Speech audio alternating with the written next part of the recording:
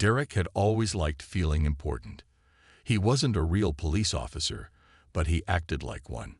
He had a fake badge, a dark blue uniform that looked almost real, and even a flashing light on his old car. Most people didn't question him because he looked official. He would stand tall, talk in a deep voice, and demand respect. And when he wore that uniform, he felt powerful. In the small town where he lived, he had made a habit of pulling people over. He looked for people who wouldn't argue back, the ones who seemed too nervous to question him. He especially liked picking on those he thought didn't belong. People driving nice cars, people who looked different from him, people who wouldn't dare to fight back. If someone asked too many questions, he would get angry, raise his voice, and remind them that he was the law in this town. Most people just apologized and drove away, shaken and confused. But that wasn't enough for Derek. He wanted them to fear him.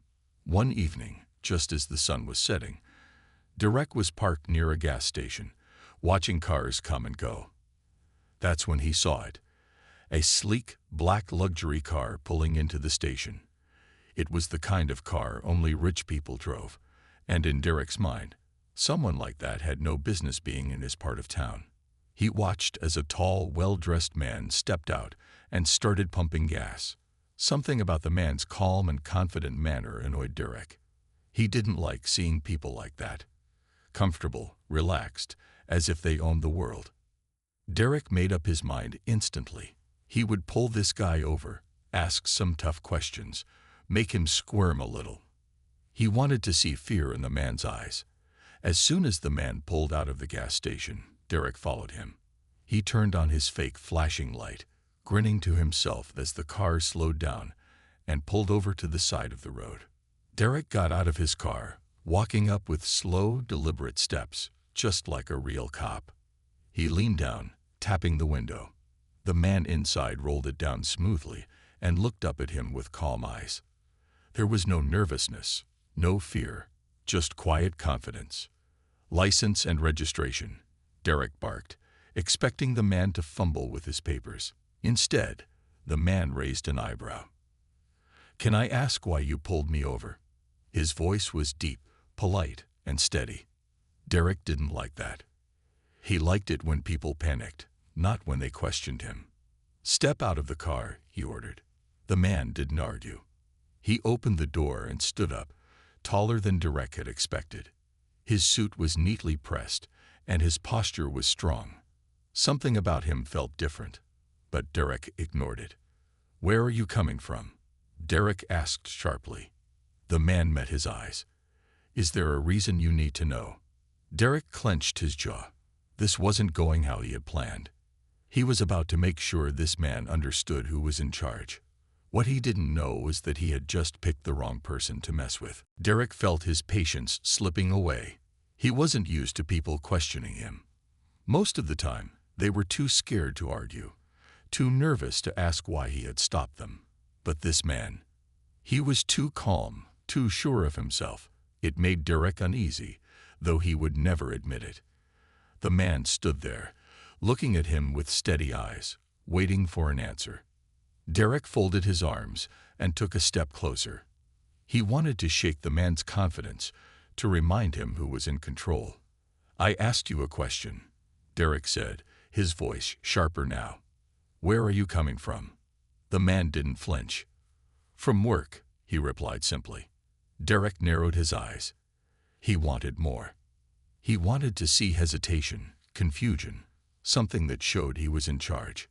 "And where do you work?" he pressed. For a moment, the man didn't answer. He tilted his head slightly, as if studying Derek. Then he said, "Why do you need to know?" Derek's temper flared. This was not how these stops usually went. People usually stuttered, scrambled to answer, trying not to upset him. But this man wasn't afraid. That irritated Derek more than anything. "You don't get to ask me questions," Derek snapped. "I ask the questions, and when I tell you to answer, you do it."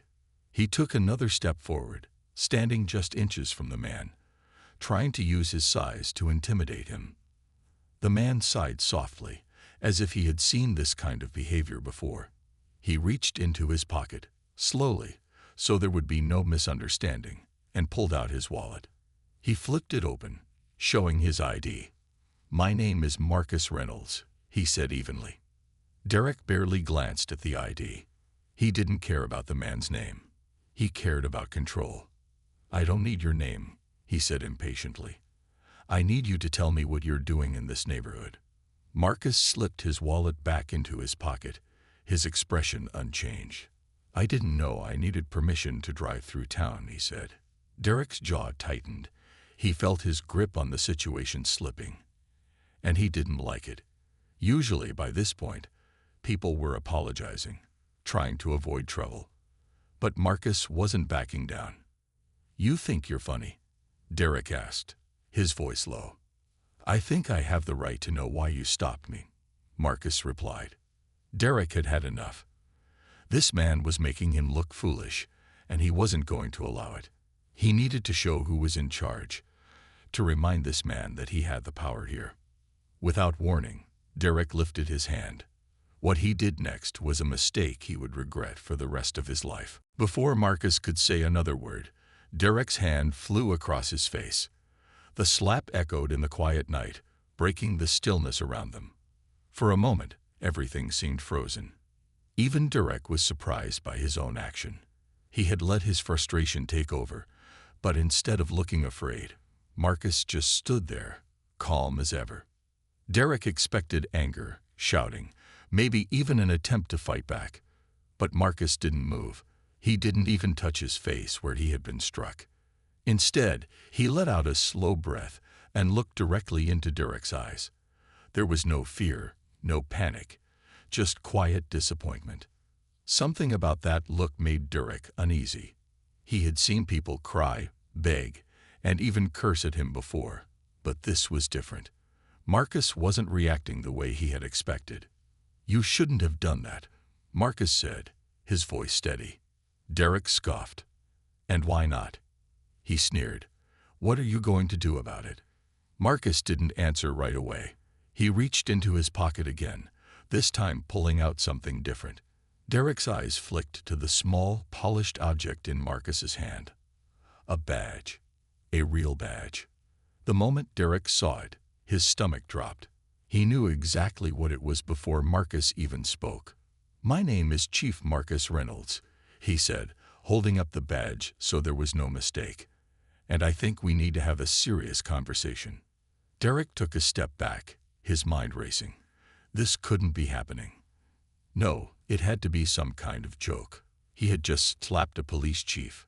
No, not just a police chief, but the highest-ranking officer in the entire county. For the first time that night, Derek felt fear creeping into his chest. His confidence vanished in an instant. He opened his mouth, trying to come up with an excuse, but nothing came out.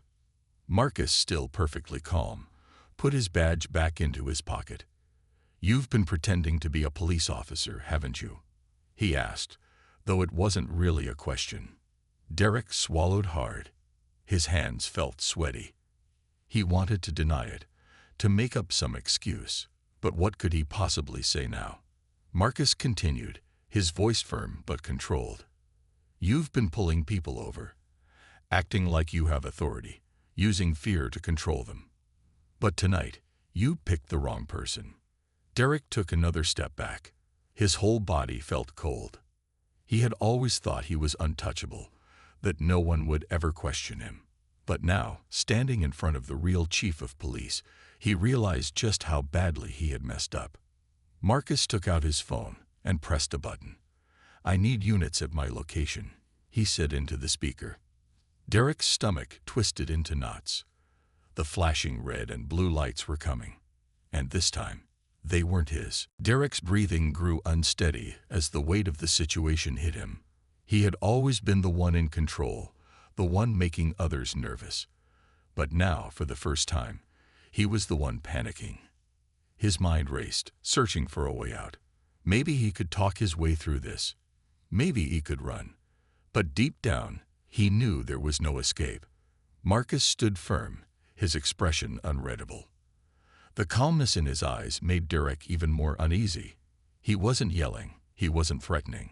He didn't need to. He had already won. The quiet authority in his presence made it clear that Derek had lost every bit of power he once thought he had.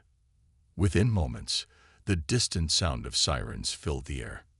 Derek's heart pounded harder with every passing second. The flashing red and blue lights reflected against the nearby street signs, growing brighter as real police cars approached. His fake badge, his uniform, his act, none of it mattered anymore. The real law had arrived, and they were coming for him. A patrol car pulled up first, followed by another. The tires screeched slightly as they came to a stop. Officers stepped out quickly, hands resting on their belts, their eyes scanning the scene. One of them, a tall officer with sharp features, immediately recognized Marcus and nodded respectfully. "Chief Reynolds," the officer said, "we got your call." Marcus nodded back and then gestured toward Derek. "This man has been impersonating an officer. He pulled me over, attempted to intimidate me, and then physically assaulted me." His voice remained calm, but his words carried undeniable authority. Derek's legs felt weak. He tried to find his voice, to explain, to deny, to say something, anything, but his mouth felt dry. The tall officer's expression hardened as he turned toward Derek. "You've been playing dress-up as a cop, huh?" His voice was laced with disbelief and anger. "Well, let's see how tough you are now." One of the officers stepped forward. "Hands where we can see them," he ordered. Derek hesitated, his mind screaming at him to do something, but there was nothing left to do. Slowly, he raised his hands, his fingers trembling. "Turn around," the officer commanded. Derek did as he was told. The cold metal of the handcuffs clicked tightly around his wrists. The feeling was foreign to him. He had always been the one pretending to be in charge, but now, he was just another suspect in custody. As the officers secured the cuffs, Marcus finally spoke again. "You thought you had power," he said, shaking his head. "But real power isn't about fear, it's about responsibility. And you were never ready for that." Derek had no response. He had spent so long believing he was untouchable. But now, as he was led toward the back of a real police car, reality sank in.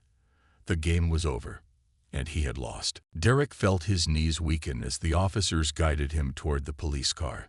The flashing lights made his surroundings blur, and the distant murmurs of bystanders sent a wave of embarrassment through him. He had always been the one giving orders, pretending to be in charge. But now, his hands were locked behind his back, and there was nothing he could do. The officers didn't rough him up or speak to him harshly. They didn't need to. The coldness in their actions, the way they treated him like just another criminal, was enough to make him feel small. They weren't afraid of him. They weren't intimidated. They saw him for what he really was, a man playing a role he was never meant to have. As the car door opened, Derek hesitated, looking over his shoulder at Marcus. The police chief stood with his arms crossed, watching him with that same calm, unreadable expression. Derek wanted to say something, maybe to apologize, maybe to justify his actions, but the words wouldn't come. Instead, Marcus spoke first. "You spent all this time pretending to be something you're not," Marcus said. "But now you're going to see what real law enforcement looks like." Derek clenched his jaw, but said nothing. He lowered his head and stepped into the back of the police car. The door shut behind him with a heavy thud, sealing his fate. From inside the car, Derek watched as the officers gathered outside, speaking with Marcus. A few of them shook their heads, clearly disgusted by what had happened. One officer took Derek's fake badge and uniform and tossed them into an evidence bag. It was over. Everything he had built, his fake authority, his false sense of power, was gone in an instant. The drive to the station felt like the longest ride of Derek's life. He had driven these roads many times before, always with a smug grin, always feeling untouchable. But now, the reality of his situation hit him like a brick wall. He wasn't above the law. He had never been. When they arrived at the station, the process moved quickly. His mugshot was taken, his fingerprints recorded, and every piece of his fake police gear was logged as evidence. The officers didn't speak much to him, only asking for basic information. To them, he was just another case, another man who thought he could cheat the system and got caught. As he was led to a holding cell, Derek finally felt the full weight of his actions. The cold bench beneath him, the locked door in front of him, the quiet hum of the station. It all felt surreal. He had spent so much time pretending to be in control, but in the end, he had no control at all. And now, there was nothing left to do but wait. For the charges, for the trial, and for the consequences he had tried so hard to avoid. Derek sat on the hard bench inside the holding cell, staring at the cold gray walls. The room was small, with metal bars on one side and a heavy door that wouldn't open from the inside. The air smelled of disinfectant and stale coffee. The quiet hum of distant voices and ringing phones filled the police station, reminding him that he was no longer in control. His mind replayed everything that had happened. Just a few hours ago, he had been standing on the side of the road, pretending to be a powerful officer, giving orders and demanding respect. Now he was nothing more than a suspect waiting to find out what would happen next. The sound of approaching footsteps made him look up. A real officer, a tall man with a firm expression, stopped in front of his cell and crossed his arms. "Derek Collins," the officer said, reading from a clipboard. "Looks like you've been pretty busy playing pretend." Derek didn't respond. He had nothing to say. The officer continued. "You're being charged with impersonating a police officer, unlawful use of emergency lights, and assault." He glanced up from the clipboard. "That's not a small list, Collins. You're in serious trouble." Derek swallowed hard. He had always thought he was untouchable, that no one would ever challenge him. But now he was facing real consequences, and there was no way to talk his way out of it. The officer shook his head. "You thought you could fool people forever, huh?" He sighed. "Well, you messed with the wrong man this time." Derek knew he was right. He had picked the worst possible person to pull over, Chief Marcus Reynolds, the highest-ranking officer in the county. If it had been anyone else, maybe he could have gotten away with it. But not this time. Another set of footsteps echoed through the hallway. Derek looked up and felt his stomach tighten. Chief Reynolds himself was walking toward the cell, his expression unreadable. The officer beside him stepped aside, allowing the chief to stand directly in front of Derek. For a long moment, Marcus said nothing. He simply studied Derek, as if deciding what to say. Then, in a calm but firm voice, he spoke. "I've seen a lot in my years as an officer," Marcus said, "but I have to say, this is a first. A man who wants so badly to be a cop that he breaks the law to do it." He shook his head. "Tell me, Derek, was it worth it?" Derek looked down at the floor, avoiding Marcus's gaze. He didn't know what to say. He had spent so much time pretending, so much time feeding his own ego. And now it had all come crashing down. "You're lucky," Marcus continued, "because in some places, pretending to be an officer could get you into even bigger trouble." He exhaled sharply. "But you still have to answer for what you've done." Derek remained silent as Marcus took one last look at him before turning to walk away. The chief's words echoed in his mind, and for the first time, he truly understood. His fake power had meant nothing. And now, reality had caught up to him. Derek sat in the holding cell, his mind heavy with thoughts. Time passed slowly, each minute stretching longer than the last. He had always believed he was smarter than everyone else, that he could trick his way through life. But now, sitting behind bars, reality felt different. There were no shortcuts left, only consequences. The sound of the metal door opening made him look up. A lawyer in a dark suit walked in, carrying a folder. He had a professional but serious expression as he stepped toward the cell. Behind him stood another officer, watching closely. "Derek Collins?" the lawyer asked. Derek nodded, sitting up straighter. "My name is James Carter. I've been assigned to represent you." the lawyer said. He opened the folder and glanced at the papers inside. You're facing multiple charges: impersonating an officer, unlawful use of police equipment, and assault. He closed the folder and looked directly at Derek. You know this is serious, right? Derek swallowed hard. Yeah, he muttered. James sighed and pulled out a chair, sitting across from the bars. Let's talk about your options. Right now, the district attorney is reviewing your case. If you plead guilty, there's a chance you could get a lighter sentence. If you fight it, things could get worse. Derek leaned forward. How much time am I looking at? James tapped his pen against the folder. It depends. Impersonating an officer alone can get you up to a year in jail.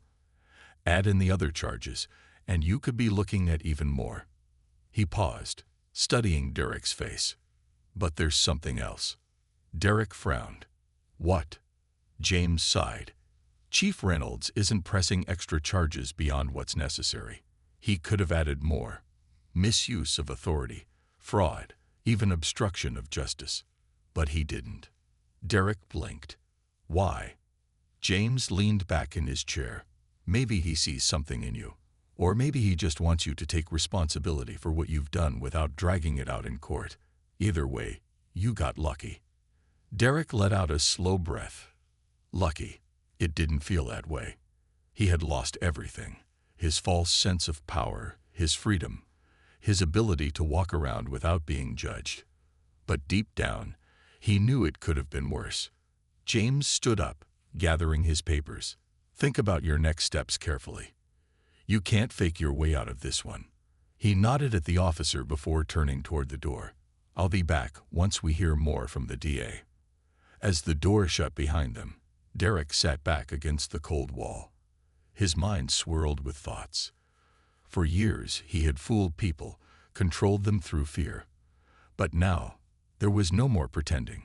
For the first time in his life, Derek had to face the truth about himself, about his choices, and about what came next. Days passed, and Derek remained in the holding cell, waiting for his court hearing. Every hour felt longer than the last.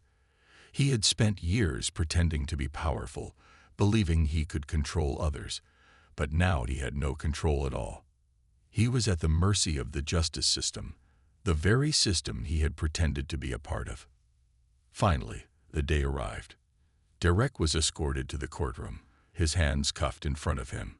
As he entered, he saw familiar faces, real officers, including Chief Marcus Reynolds, sitting in the audience. Their expressions were unreadable, but he could feel the weight of their judgment. The judge, a stern-looking woman with sharp eyes, took her seat and called the courtroom to order. The charges were read aloud, and Derek felt his stomach twist with every word. The lawyer beside him had already explained what could happen, but hearing it out loud made it feel even more real. Then the judge spoke directly to him. Mr. Collins, do you understand the seriousness of your actions? Derek swallowed hard and nodded. Yes, Your Honor. She studied him for a moment before continuing. You impersonated an officer of the law, misused police equipment, and committed assault. These are not minor offenses. However, I have reviewed Chief Reynolds' statement. Derek glanced at Marcus, who remained calm, watching everything unfold. The judge continued. It seems Chief Reynolds believes that, given the right guidance, you may still have a chance to turn your life around. Because of this, I am considering an alternative sentence. Derek's eyes widened slightly. Alternative sentence. The judge nodded.